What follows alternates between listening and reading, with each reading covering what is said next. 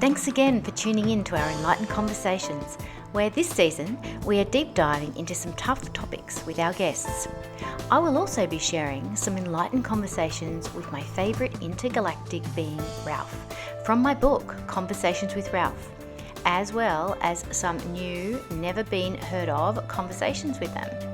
You hear it all here, real, raw and rare, and all shared in an enlightened way. Hi everyone, it's Michelle Lightworker here and welcome to our Season 6 of Enlightened Conversations. I have the wonderful Pravas joining me today. Welcome, Pravas. Good morning and thank you for the lovely invitation. It's delightful to be here. Thank you. It's actually really awesome to see a man representing, because last season it was predominantly females and I was curious about that, but I was whatever the universe wants, but I love sharing space with, everyone. So it's lovely to have your presence here, especially knowing that you have worked with men's groups as well and have been an elder in the community there. So it's exciting to have that energy here. Thank you. And that's acknowledged. It's been a life experience to get here to sit and have this conversation. So thank you. Yeah, and I understand it's your first one, so I feel very privileged too, and I promise I'll be gentle.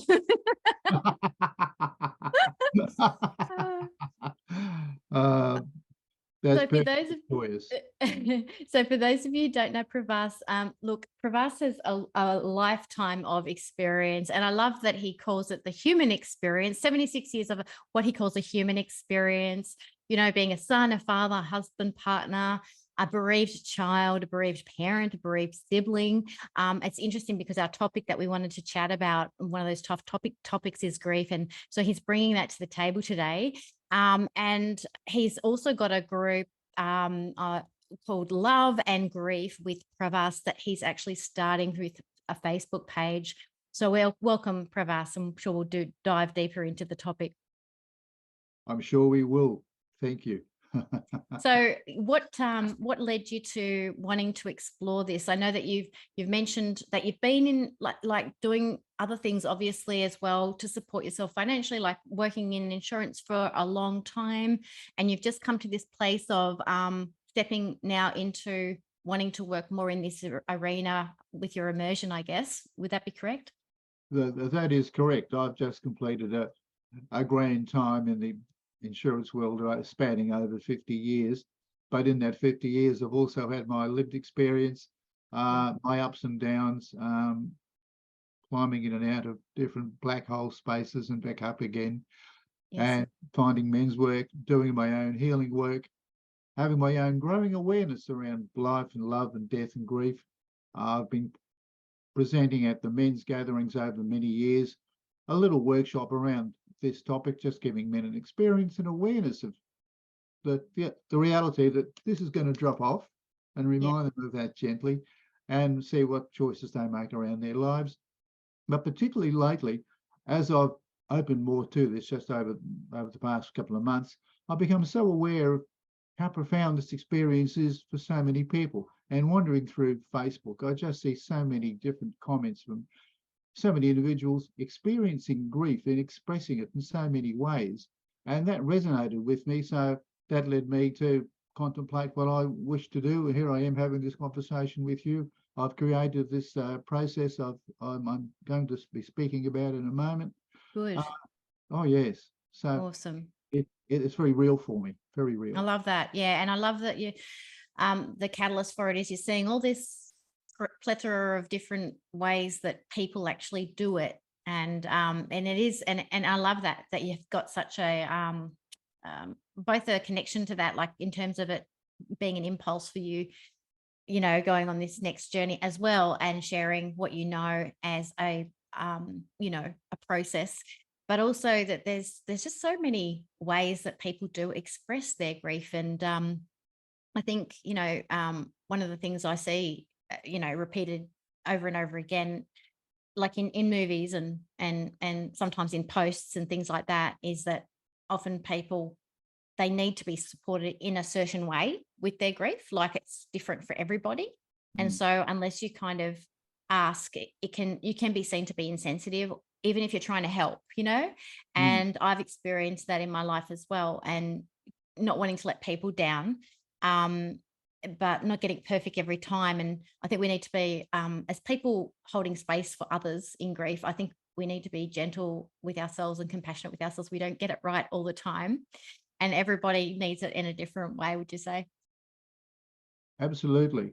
My you'll hear me use this phrase a lot. My lived experience is around grief is simply that, the awareness that it's so individual and so solitary. I can be with a group of people, whoever, but I'm still the one having and living the grief experience.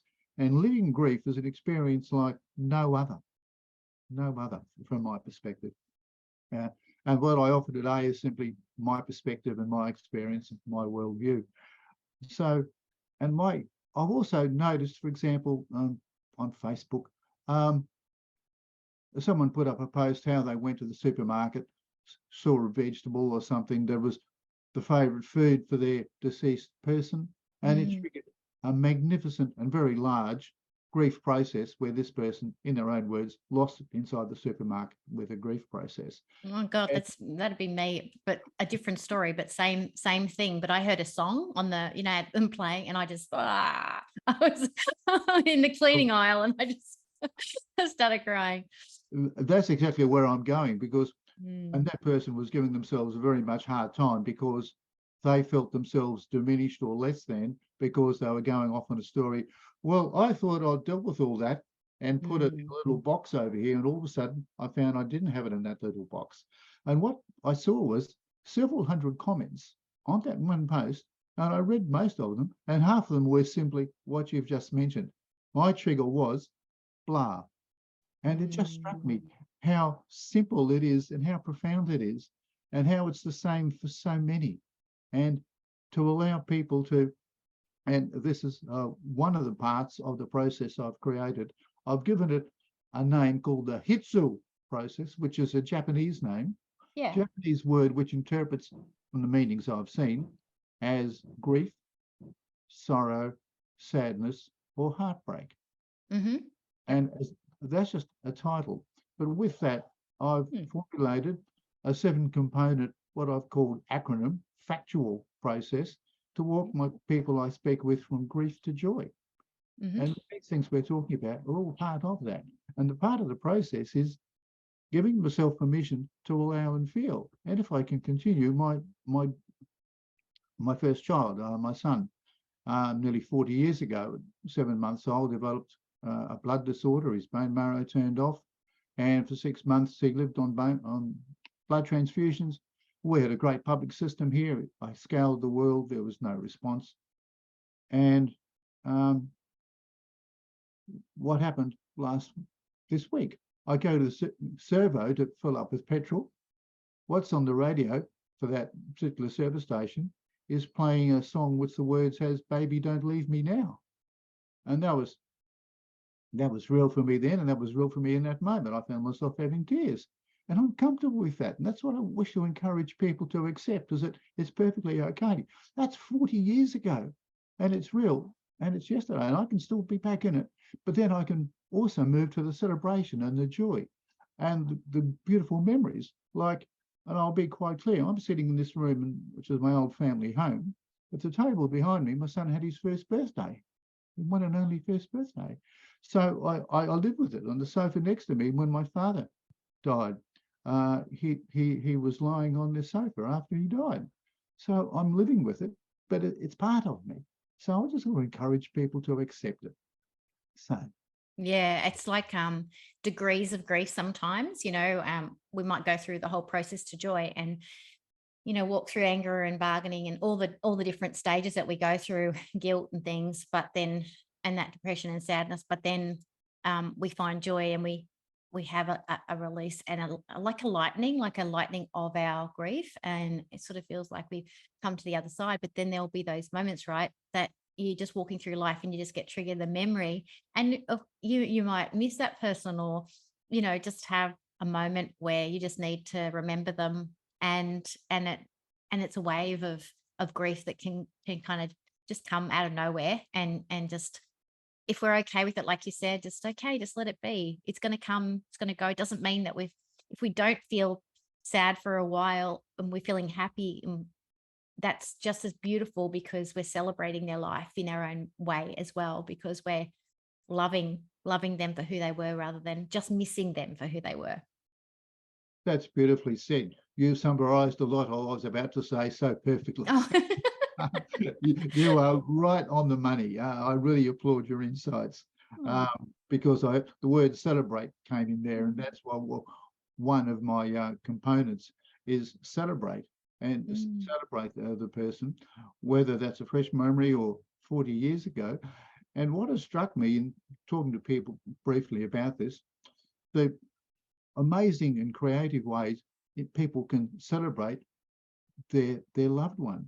Like I was talking to a lady recently who pulled out a phone, and on the phone, of course, was a photograph of her deceased beloved, just on the front of the phone. And other people I know where the deceased person had a special chair late in life, as they were in their dying process and leaving over a number of years, they still had that special chair there, the bit of decoration still left there. And I want to reassure people that's perfectly okay, no matter how quirky it might be. And that's a key for me, is to encourage people just to celebrate and allow in whatever way works for them, as long as they're not harming anybody else. And then, of course, what that leads to, sometimes with those behaviours, dear meaning relatives and dear ones will come along and go, what are you doing? You should be over this by now. That doesn't happen from my experience. Time does not heal, but it allows the experience to integrate. And with that integration and celebration, and for me, that leads to what I call the fog. The fog of grief is like a fog. It arrives, it descends, it stays, and then it rises. And it's a peak and a trough, a bit like waves in the ocean, which you'd be familiar with, waves in the ocean. And so there's going to be the peak and the trough. There's going to be the heavy fog, and then it will lift. And it's not gone away. It's just sitting over here till possibly the next time. And that's perfectly okay. And I wish to encourage people not to feel stuck just because they've suddenly gone, I'm back over here again. Yeah.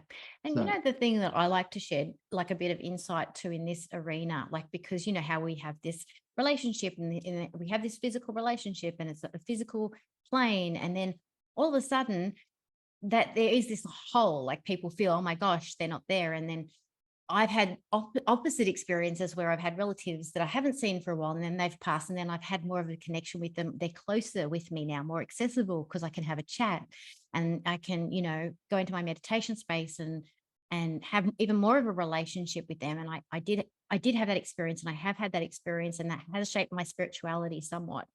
And also I guess what I'm trying to say is that whatever relationship that we have chosen to have with people here on this planet, but then where is that relationship? Are we still meant to grow from that relationship in other ways once they've passed over, and to acknowledge that the learning and their purpose continues even if they're not physically here? Now that's an interesting insight. I like that. Thank you. Yeah, that's an aspect I've not previously been aware of, and I'm really intrigued by that. Yeah, I'd like to applaud that. It's really insightful. Thank you. Yeah, that's why I think maybe what you were just talking about before, like with the fog descending, and then it's like if it does descend and then we're in that zone where there's something that we need to know or resolve or acknowledge or celebrate or cry out or what have you, that we encourage them into that space as well. And so then they are actually, if there's some more information that we need to know about what's causing that pain or grief or whatever it is, they might even be able to shed some insight on that for us. agreed. Pardon me, agreed. I'm also aware from talking to some of my friends who work in palliative care, who have a more theoretical approach, which is great, that there's, in their view, two ways of doing grief, which was those who emote, people who feel and express it and do it that way. Yep. And then there's the other word was, pardon me, instrumental, which is people who do stuff physically, like the man who spends his time in his shed or his garage doing stuff, or lady of the house who does whatever she wants in terms of cleaning or creativity or whatever. And that was a learning for me, because I function principally through feelings. So for me, it's, as you've seen already, it's easy for me to emote. I can go straight back there and go, which is fine. I'm comfortable with that. Which from one stage in my life was a little bit challenging, thinking, I'm having all these wonderful feelings and these grand experiences. So it's really just interesting to see how the way people can manifest it. And if someone's doing it a certain way, it's not right or wrong. And that's a learning for me, because I didn't really appreciate the doers, if you like, the people who go and do stuff to express their grief, because you can tell by my age and vintage, I've been raised on the stoic Anglo-Saxon John Wayne movie tradition of, I'm all right, I'm a big tough guy, I can do this. And that leads me to this awareness I had last night, thinking into this conversation today, about how much courage it needs to simply wake up every day and live grief. How much courage it takes, simply because life goes on. I'm still living here looking like, sounding like, but the everyday world continues around me, whether that's my family, my work, whatever that might be, whatever people have their lives filled with, all that plethora still goes on out there. But in here, I'm still having this experience. Yeah. And I've got to get up and go, I'm going to work today. How are you today? Oh, I'm good. Oh, I'm just going to go out. It's a lot of energy. It takes a lot of energy, doesn't it? To kind of like grief is itself heavy, but then it's like trying to put something on top of that to make it feel okay to exist in the world also creates another heaviness, like another burden. Oh, heck yeah, is all I can say. Heck yeah. Because I can remember the experience when my son died. We had a funeral service in a cathedral, and carrying his coffin down that aisle was the longest walk I've ever made in my life. And I can remember at the graveside, watching his coffin go in the grave, my head's screaming and going, this is all back to front. I should be going in there first, not you. But I'm standing there going, I'm just a dreaming father. Wow. Yeah, that's visual, like visually, I can see that and feel that, there, it's really full on. And yeah, there's all these things that go through our head that we have to come to terms with, not even just about the loss, but about the whole way things happen, how things go down, the ages and things like that. That's on top of that, because like grief itself is a cycle. Like you're saying, the stages that you talk about, where you've got 7 stages, and that's the same for any change that we go through in our life, whether we're moving home or letting go of stuff in our home even, or throwing things out or giving them away. It doesn't really matter. Same kind of thing, that, or even a loss of a relationship that we've had for a very long time. There's all these things that we have to come to terms with, and in the psyche it can be a bit of a mush. People can feel very overwhelmed when they're going through it. Agreed. And you can add into that lovely list you just gave, pets. Pets. I've seen that firsthand with people around me, and myself experienced with pets. And that is surprisingly, not surprisingly, just so large, because it's another living being that was here and now is not, is gone, and all those things. So yeah, there's just so much that grief can encompass in everyday life. Did you want to walk us through the 7 stages that you were talking about? That'd be awesome. Yes. Well, what I've created, I've given it the grand name Hutsul, and I've called it the factual, FACTUAL, methodology. It's not steps as such. It's just the 7 components that I've identified. Okay, and I do know them, but we'll refer to them, so I'll make sure. Yeah, of course. Okay, and I won't I'll wander through it as it comes up. Factual. Feelings are okay. That includes the sadness, the tears, the rage, the sense of isolation. All that is okay. The second part, the first part, A, accept what is. Now, accepting what is just a lovely grand statement. And for me, almost accepting what is comes at the end of the process. And that's just so challenging. All of a sudden, I know I'm going to a life celebration today for a dear friend of mine, several years younger, who died unexpectedly a week ago. And Wow. yeah, with a stroke and health issues, of course. And I'm just aware that looking at his circle and the people there in that group and his family, what is this extraordinary human being was here this week, a week ago, now he's gone. And it's I'm trying not to sound glib, I think is what I'm trying to say here, and just allow it and work with it. When I get to C is about ceremonies, what we've touched on already, to and my words here, play their music, watch the movies. I know people who in their home walk around talking to their deceased ones and their dear ones, and that's all perfect. I mean, and for me, it's about what brings individual comfort and joy in their expression. So, T for time. Time does not heal, but as I said before, it does allow the integration of the experience that you're living. Yeah. And it honors that it takes time too. Like it doesn't just happen overnight. Oh no. And let me be very clear, if someone had come along and said this to me 40 years ago, I probably would have knocked their heads off. Because it wouldn't have registered, because I was in so much in that space. Yeah. You understand you are not diminished or less of a person because you allow, accept, and express your grief. Yeah. And that picks up from the Facebook sharing I saw before, because there was such a strong theme of people feeling diminished, less than, a failure. I haven't done it. And I have to say, from my perspective, grief is not something that I just do not neatly put in a nice box, put a bow on it, wrap it up and put it in a corner.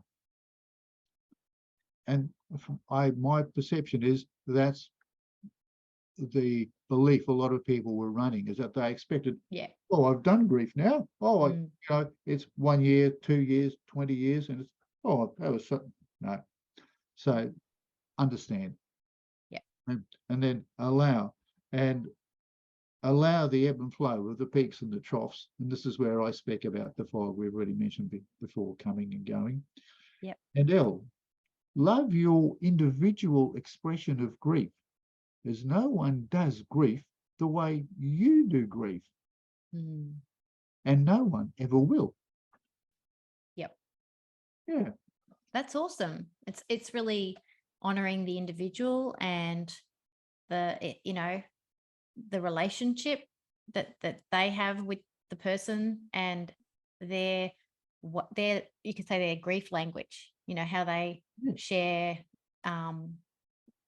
their waves of emotion, whether it's personal, like they might want to just do it themselves with themselves, or go for a run or and have a cry, or not have a cry but still think about that person while they're running, because that's how they just need to do it, like they need to be physical. And or go see a number of sad movies, or connect with the same music. I know there's just so many ways, and it's really about just cradling those people who need to just be in their own way with their grief and come to terms with it it's the most gentle way to allow that grief to come out. Yeah, I love your use of the word cradling. That was just a beautiful summary and insight as to what we're doing when we're talking to someone in the grief process. And I'm very clear, I'm not about telling people what to do or what not to do.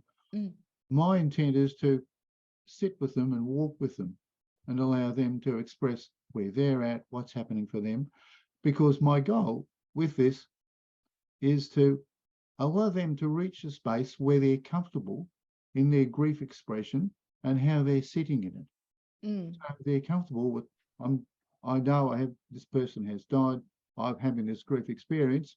Right now, today, it feels like A, and tomorrow it might feel like M, and next week it could feel like Z. And I'll express that in A, M, and Z. Exactly. And that's the message I'm trying to convey. And that's where I'm going with my goal. That's my intent, is to allow people to find that space of comfort, peace, just to sit with how they're doing it and what that looks like. Yeah. And you know what? It could look like different, like for that same individual from one person to the next, if they're grieving or their pet, and because sometimes a grief incident will trigger an unresolved grief, previously an unresolved grief incident. So you might be getting a double barrel. So your grief of your pet passing might relate to someone that you haven't grieved passing in the past, and it might trigger that, and you might find you're overwhelmed and yes, you're grieving your pet, but you're actually finding you're tapping into something potentially that might have been pushed down for a long time, and it might feel like a big surge of emotions. That's very accurate, very, very accurate, because I'm so pleased you said that, because that just reminded me of experience around that, that I had some years back with a relative who died. I went to a funeral, and they were not a close relative, but I found myself having this huge grief process around this person, and I couldn't understand why I was so bereft around this particular individual who was distantly related. And then I sat with and realized it was about another aspect of grief in my life that this person who was related had triggered. So that was very insightful. Thank you. I'm getting a lot out of this conversation. Oh, that's great. That's great. I just find it fascinating that we'd planned to do this conversation a few weeks ago, and then you're having this celebration of this other now today, of this person's life today. Like I universal timing. I just I'm finding that very cradling and supportive, actually. Yeah, well, that's exactly how I feel. And that's down to Tweed Heads. I have to get in the car and drive to Tweed Heads. And this was a dear friend who was involved through the men's work and men's community 30 years ago. And his community, a circle of people back in the late 90s, are all those who helped create the space for me to do all the things I did in my life to come and sit here today. So it's, and as with all such life celebrations, there's also a great reconnection. That's right. And also review, like life review of your own, like it's like they provide this doorway, don't they, to go back and reflect on your own journey. Correct. And it's interesting. I'm sitting with this current age, and I've just finished my other career 5 weeks ago. And so I'm my general world people are going, oh, what are you going to do now? So my response is, oh, I'm going to talk to people about life and love, death and grief. And it's always interesting to see the response, because some go, okay. And I have to be clear, I am a little mindful as to who I share that with, because everyday Main Street people who, and I don't know people's background. I'm also mindful, I don't know someone I see what their life experience is right now. And they may be in the middle of some grief experience. So me popping up, maybe sounding a little glib about death and grief, and that's not my intent. I'm coming from a heart space. So I'm mindful of being compassionate and allowing people to, around what I say, to be with people. And of course, where that also goes is, I just speaking to my sister-in-law last night. She knows of someone who was having some treatments for a life-threatening issue, but they went for a run with the family dog. And the children goes, when the family goes to dinner time, where's Dad? Well, he hasn't come back from the run. Dad's been running with the dog and had a life-ending health incident event just while he was running in the park. And so the family then go to the park and find this dear man deceased in the park. So I'm always intrigued and enthralled as to how the timing of how people choose to leave their body. Like my dear friend today with his stroke, and the person yesterday with whatever their life event was. It's fascinating. We're very creative. Yeah, and I also feel like a lot of people's passings and how they pass, it it's also like even think about this person passing who's been such a big part of your own journey in those early days, and now they're kind of passing right now, and how that they like I actually look at that and I go, oh well, maybe that person can be of assistance to you in what you're doing because they've passed now, and there's an energy behind their passing that can karmically come back and swing back and help you. Correct. There is a gift in that. Mm. There truly is. And in my own life and health, in December 2021, I had 5 hours of open heart surgery. Wow. A new valve and a double bypass. I went in expecting the valve, and then up rushed the cardiologist and the surgeon with the angiogram going, oh, look, we've got all these problems. We've got this closed off, and you need to have a double bypass. It's all very serious. You might die. Wow. Okay. I was going, fine. Yeah. Oh, I think my response was, and I was very comfortable, was, look, guys, I'll be knocked out. Do your best. Yeah. And here's this paper. So in this paper, I had no aspect that I might not come walking out of the hospital after that. So that's who I'm sitting with in terms of where I'm going with. And I'm trying to encourage people just to allow the fact that, the awareness that this is going to drop off. And yeah, absolutely. I just want to talk about something a little bit different, but I still Definitely. feel I still feel it's grief related, yeah, feel free. because William Shatner, who's the guy that was Captain Kirk on Captain, Starship Enterprise, who yeah. did all the Star Beam Trek. me up. Beam me up. Yeah, Oh, yeah. I know. Yeah. So he was a passenger on the SpaceX expedition that just went up into space for a little bit and came back down. Yeah. And he actually kind of made the statement that when he went up, he was expecting, because of his history and Star Trek and exploring the cosmos and all that, that it would be the most exciting thing ever. Yeah. And he actually expressed that he felt such a deep grief to want to go back to Earth, even though it was a very short period of time. And it was really interesting because before I read that, I did a meditation, and what I got was that, with grief, it has a weight to it, almost like a gravity, like we feel heavy, and we need to kind of release stuff and things like that. And what I was getting was almost that there is a certain massive unresolved stuff that we carry in our bodies, and until we actually are able to resolve those things, we kind of can feel a heaviness. And I felt I felt like potentially the Earth and its gravitational pull created this grief. It was saying to him, you don't need to go out there to resolve. You need to come back here to resolve whatever you need to resolve. And I know that's very deep, but Excuse me. Sorry, I need to interrupt you. I've got the person at the front door. Yes, please go ahead. That's cool. Thank you. I'm back. That's okay. Yes. I was interrupting your flow there because you were speaking to a really quite a profound aspect. Please continue. Yeah, I know that's really quite deep, but I just felt a sense that our grief is here to support us to resolve whatever we need to resolve to move on to the next stage that we need of learning.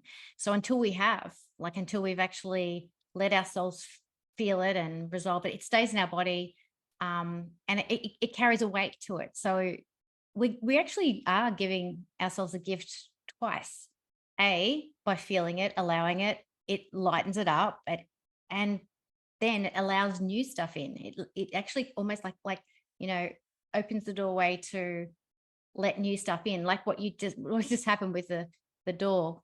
having to go to the door, I kind of felt like it was exactly in the right timing, to be honest, with what I was saying. So yeah, it just was another sign that it's exactly right. Once we deal with our grief, new doors open. But we have to make space for that.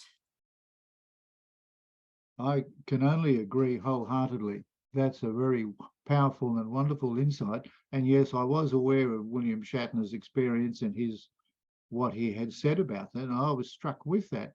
And I love the way you've extrapolated that to what you've just spoken, because and in hearing that, I felt lighter myself, because I'm aware that that's where I've been, that's what I've done, and look, it's been uphill and down dale. It's been dark, weeping, crying, painful times that have just also almost been overwhelming, for grief, especially with my son died in 1973, 74. There's no therapy, support, whatever. It was just get on with life. So, but the heaviness, but it does stick. I agree with you. And as we allow it and integrate it and use and play with the formula that I've developed, it does lift, and which, of course, as you said, opens doors. So I guess it's taken me, so if I start counting, it's taken me 30, 40 years to open this door, but here I am. I love that.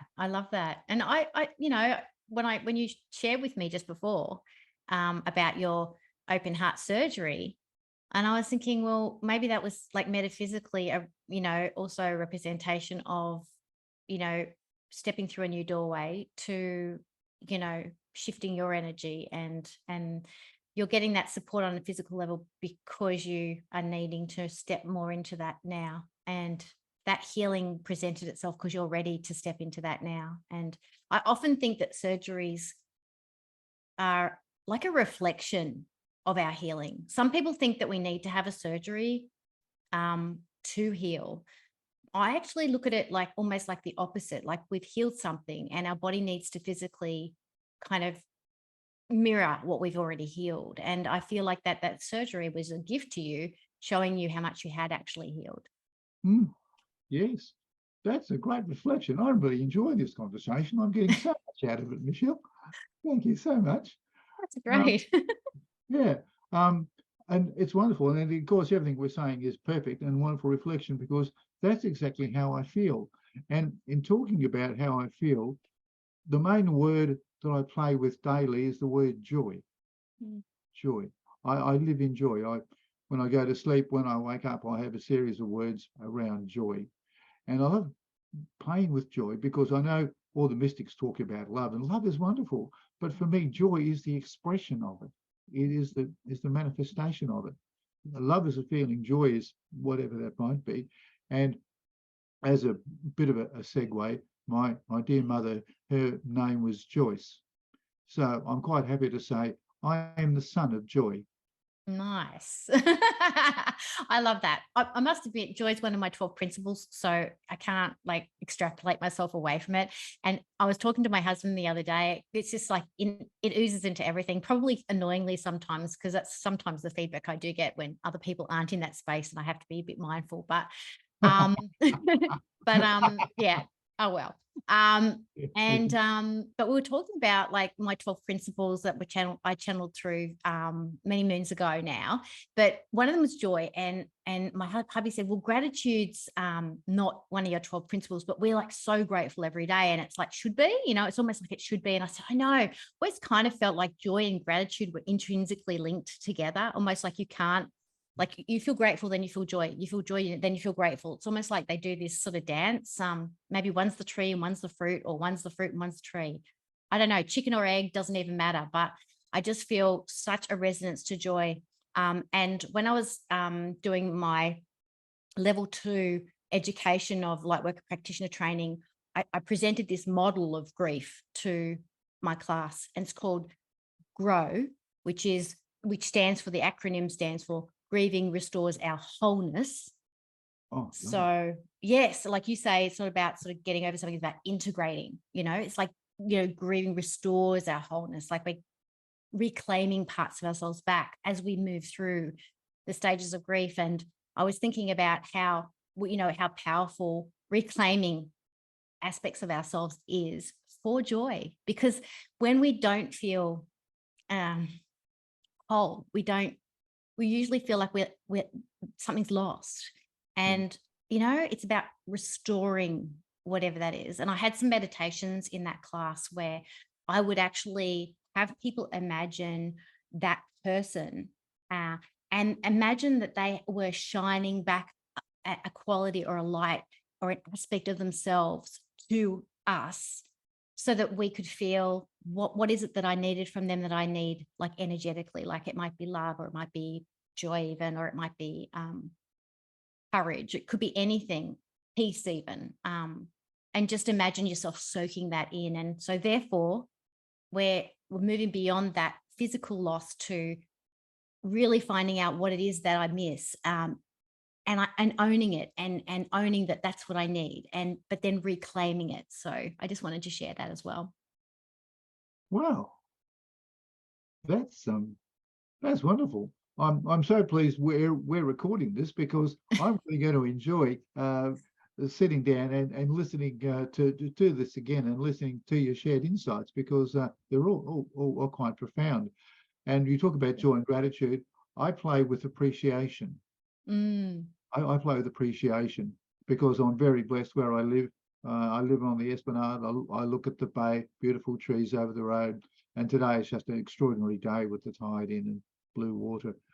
Because I'm a Cancerian, so living near the water just nourishes my soul. And every day, whenever I get up, walk to the front, look outside and go, appreciation. I just so appreciate where I'm living and what I have.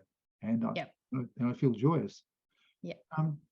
If I may, there is one book that I've read that has given me some comfort in my journey. May I speak to that? Of course, please. Talk about anything that you like. There's no rules. No, that's okay. It's a book by Neil Donald Walsh. I love Neil Donald Walsh. Conversation with God. He's done a book called Home with God in a Life That Never Ends. It's all about what we call death. Now, that book is the source of my contentment, where I'm sitting with my lived life experience around the death of my mother and my son. He gives 18 remembrances about life and death, and I read that book most days. I love to say every day, but I'm not that religious. But it has statements like, I'm the cause of my own death. I always true. The timing of my death is always perfect. I cannot die against my will. And another key one is basically all paths lead home, and he calls home in inverted commas. So there's no G-O-D as such. It's simply all that is, and we're all going back between physical and spirit. And he speaks to that. And the classic of, there's some sort of individual tragedy or death that looks like a tragedy, and he makes this observation that if I know about someone's death, there's a meaning in it for me. The point being, no one ever dies in vain, in inverted commas. That's right. It is the lesson. And all paths lead home to God. And birth and death are the same thing. I'm always in the act of creation, in birth, in life, and in death. So I'm comfortable with all that. It just brings me great joy and comfort. And there is a delightful, let's call it a prayer, some words that he says that he would like to be read over someone who's in the dying stage or even before, about what's happening. And it's not religious. Let's be clear, there's no religion here. And I use those few words in my death and dying workshop that I do at the men's gatherings, because I take people on a dying meditation, get them to the point where they're about to leave the body through the crown chakra. Then I read this prayer and then bring them back, and then we do some stuff. And it's a simple process, and it seems to work. But I read that prayer because really I'm a little directive here, because I really want the courageous beings who come and play with me with life and death to hear this prayer, because I know their being gets it and they hear it, even though intellectually it's in one ear and out the other. So I love being sort of a bit slyly surreptitious doing stuff like that, just to help people on their journey. I come from a place of love and joy. Yeah, that's beautiful. And is it a long prayer? Did you have it? Did you want to share it? I will do it for you. Yeah, absolutely. Yeah, here we are. It's not short, but I still would like to read it if we have the time, because We do. Good. Okay. So he introduces it by saying, "And so I invite you here to offer this prayer to those who are dying." And we begin. The God of your understanding is with you now, even in this hour, at this precise moment. If you have no understanding of God, that will not matter. God is still here, in this place with you right now, whispering to your soul, "You are welcome whenever you are ready to come home. You shall not be turned away, not for any cause or reason. If there be cause or reason you believe to be valid, God, should you want God to, in this moment, invalidates it. God, should you want God to, in this moment, erases it. God, should you want God to, in this moment, makes all paths clear, all roads straight, saying, "Make way for my beloved who chooses to be home with God." This prayer is offered for you, wonderful child of the universe, as you embark on the most joyful journey you have ever taken, filled with wondrous surprises. A journey into the great happiness you have ever known, and the grandest experience you will ever have. Dream now of glorious things. Dream of every fantasy come true. Dream of every pain disappearing, of everything of which time has robbed you being given back to you again. Dream of seeing loved ones once more, those who have gone before and those who will follow. Know for a certainty that when you leave here, you will be again with all those who have held a place in your heart and have gone before. And do not worry about those you leave behind, for you will see them too again and again, and love them too again and again, through all eternity and even in the present moment. For there can be no separation where there is love, and no waiting where there is only now. Smile then at the joyful anticipation of what is in store. These gifts have been laid up for you, and God has only been waiting for you to return home to receive them. Peace, joy, and love are you and are yours now and always.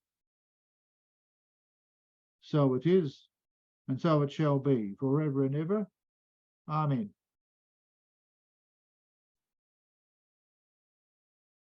Oh, that was beautiful. Thank you so much for sharing that. I was quite emotional with you reading it in lots of ways.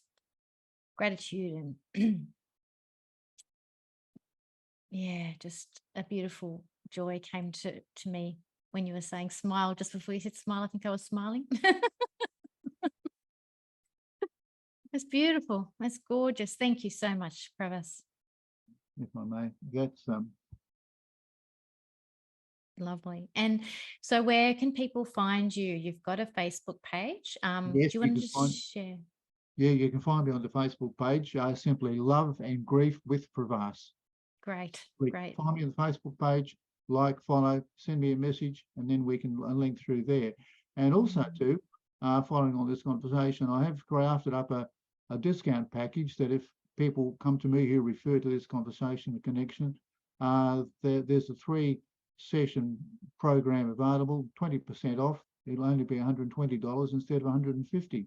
Oh, So that's wonderful. I just want to put that out clearly now. That's so generous of you, Pravas. Thank you so much. I'll make sure I mention that as well when I'm putting the episode out there, so that people are aware of that. And I really am feeling just so yummy and full from today's discussion. Thank you so much for joining me. I've really enjoyed it. It's been a wonderful, wonderful discussion. Thank you. I am very grateful for this grand opportunity to have this conversation with you.